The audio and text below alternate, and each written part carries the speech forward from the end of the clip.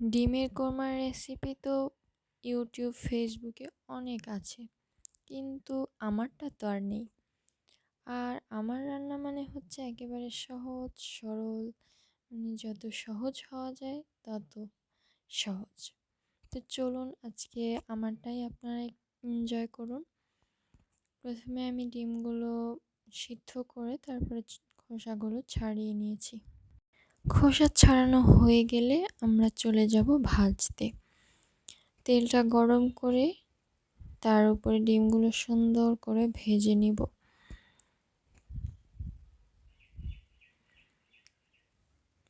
ভাজা হয়ে গেলে একটা কড়াইয়ে অল্প পরিমাণ তেল দিয়ে তারপরে তার উপরে সমস্ত মশলা দিয়ে, যেমন পেঁয়াজ বাটা, রসুন বাটা, আদা বাটা, জিরা বাটা। আমি অবশ্য গুঁড়া জিরাটাই বেশি ব্যবহার করি,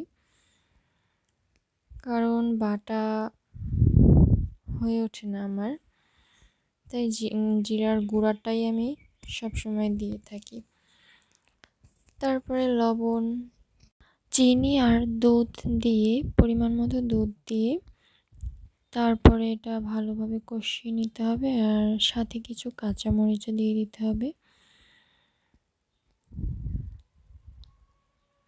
আর গরম মশলা তো থাকবেই।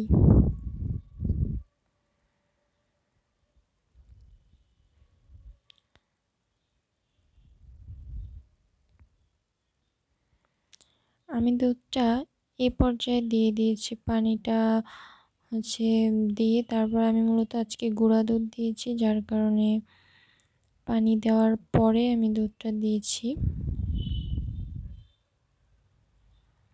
তারপর এটা যখন বলক চলে আসবে তখন এটার উপর ডিমগুলো ছেড়ে দিয়ে কিছুক্ষণ নাড়াচাড়া করলেই ডিমের কোরমা রান্না হয়ে যাবে। এই হচ্ছে আমার একদম সহজ সরল রেসিপি, মানে যত সহজেই বানানো যায় আর কি।